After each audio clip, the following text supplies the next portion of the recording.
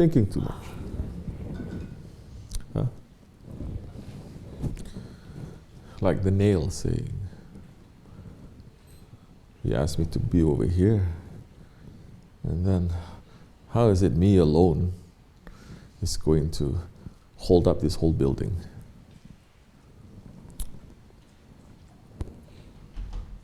This is the thing also. People are always looking. When you start looking at through your eyes, you're going to see it as impossible.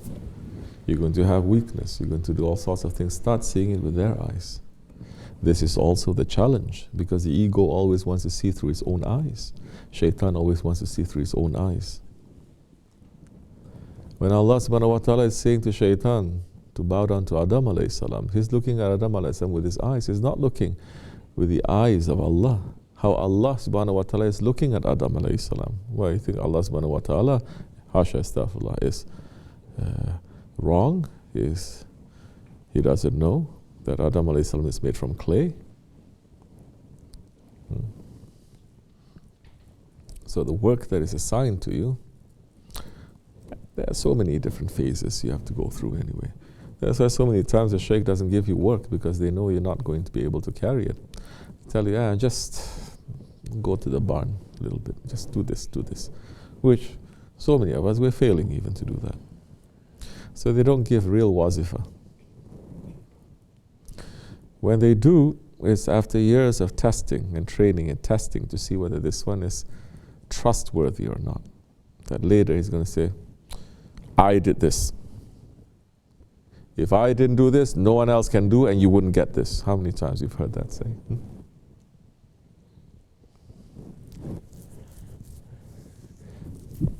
You understand? So trustworthy, Siddiq. Then they're going to test how trustworthy you are. And then later, when you're trustworthy, they say, good, now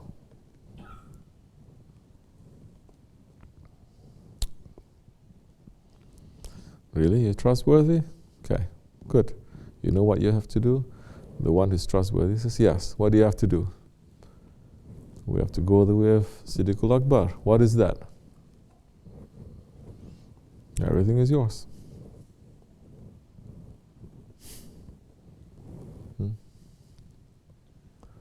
What else is yours? Allah and His Prophet is also mine. See?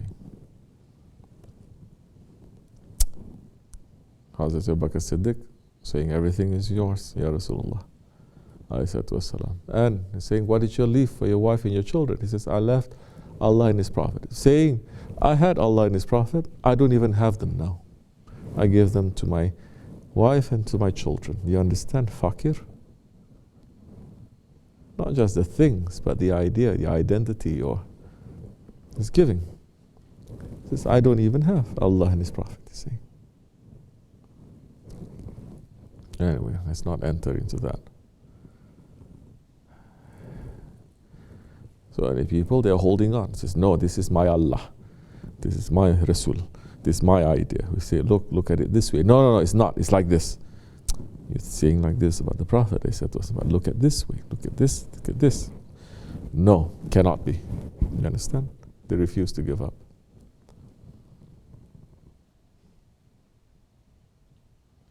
Do we have any trust in our shahadat? Why should we have any trust in our shahadat? We witness Allah. We witness the Prophet. Why would we trust?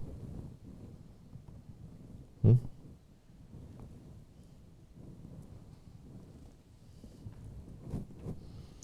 why would we trust our shahadat? Why would we not trust our Shaykh? His shahadat, his Shaykh, his Shaykh, his Shaykh, the Prophet's shahadat. Why would we not trust that?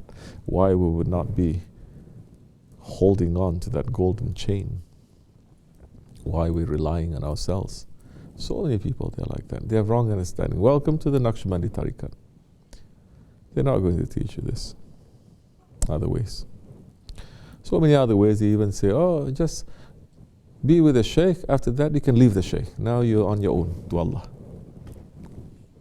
You understand?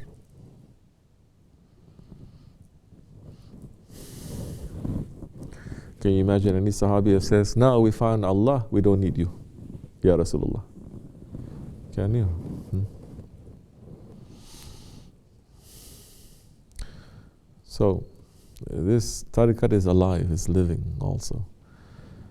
Certain conditions require it to adapt to those conditions, to fight against those new tricks and the traps, especially of the Ahir Zaman. The silent zikr, this is what defines the Naqshbandi order. Because the silent zikr is very difficult. You fight with your ego. But the loud zikr that you're doing, that in our way we do both the silent and the loud, it is to fight against the more zahir elements of Dajjal that are around you, to change you, to change the physicality of it. Because now we're living in a world where not only inside is difficult, outside is also difficult. And it's not so much to keep your iman pure, it's about saving your iman. They're making the silent zikr in a time of khilafat, in a time there's no social media, there's no kufr anywhere. Yes, you can make that. Because you're not fighting anything outside. What is there outside you're supposed to fight? Muslim countries, they don't even have wrong things that you can do. You want to do wrong things, you want to drink, you go to the non-Muslim quarters or the gypsy areas. You understand? But now it's like you're surrounded by this kufr. The loud zikr then performs, it forms a protective shield, changing the surrounding also. So it has to be alive. If it's not alive to change, then it's dead. Then it's a museum kind of tariqat. You're just repeating the same thing. You get the barakat, but there's no guidance, there's no irshad, definitely there's no sir. Because the sir, when it's necessary, you need to change it completely.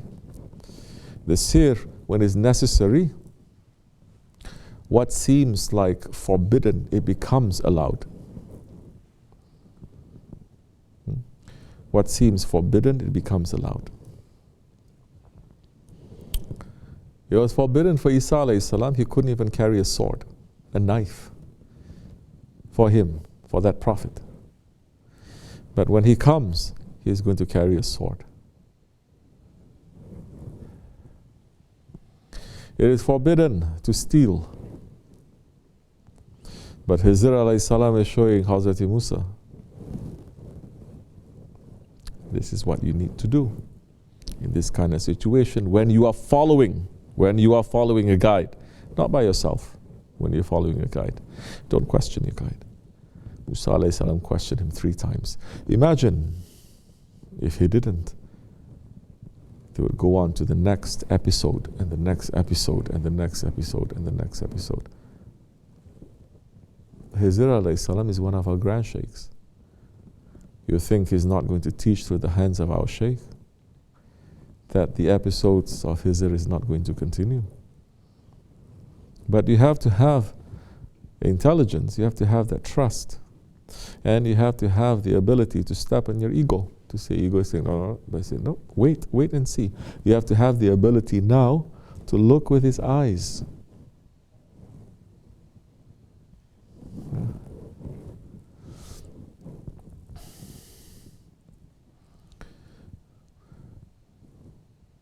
How we know then that one is doing something, whether he's a good one or bad one, a real one, or he's doing things that are weird, he does things that are against to certain laws. It is easy. Surah Al-Yasin is explaining, Allah subhanahu wa ta'ala is saying, follow those who ask you no fee. Follow those who ask you no fee, and they are in the rightly guided stations. They are found in stations of safety. Are they asking anything from you? Or are they completely away from all of that?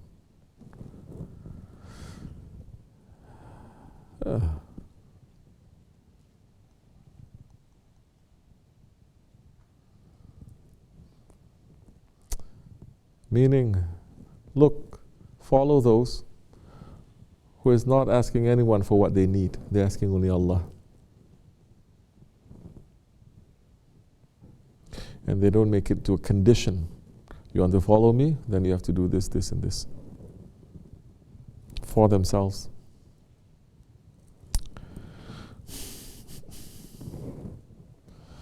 So,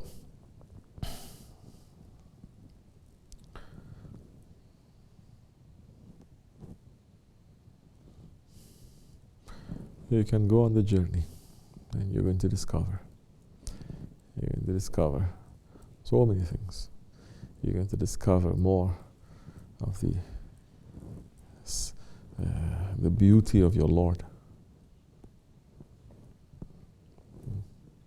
How your Lord is working.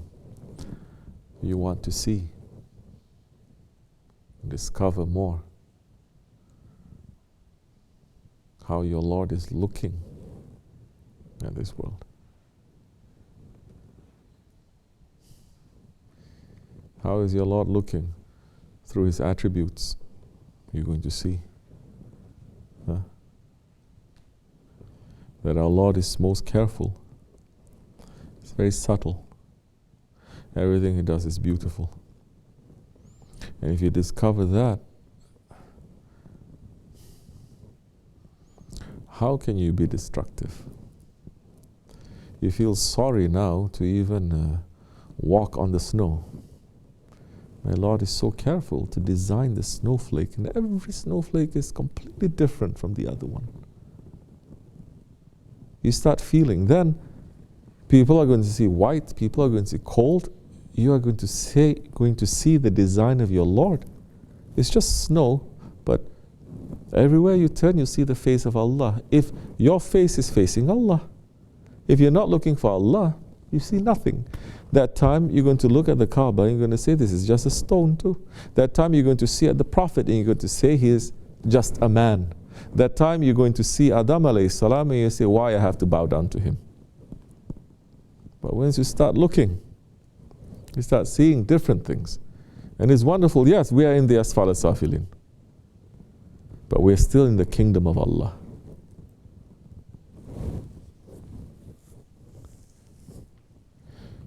You go sometimes and you see a painting or a calligraphy. You see, oh, this is nice, this is like this, this is like this. Okay. You're seeing what 99.9% of people are seeing. If you want to study it a little bit, you study, then you're going to see more. You research about it, you research and you see more. But imagine seeing it through the eyes of that calligrapher, seeing it through the eyes of that painter. Now once you start seeing it through his eyes, you understand that what he has put up there, what he has painted, is just a fraction of what that reality is in his mind. In fact, it is just tip of the iceberg. Correct? Yes or no? And then you say, now you're going to use that as a point of entry. You're not going to look at that and say, this is it. You're going to say, this is just, if this is just a shadow, beautiful, perfect as it is, but it's just a shadow, imagine what the real thing is. Imagine now his ability to create more.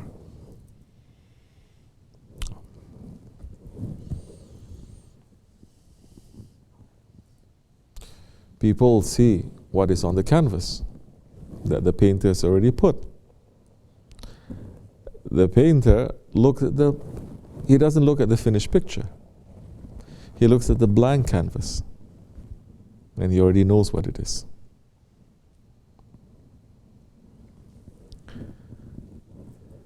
And anyone who's doing any craft or any art or anything that you do, you know that they say, no, it can be better, it can be better. I cannot make it as I want it to be. So, anyway, it's good. Once you start seeing it, then your faith is going to grow.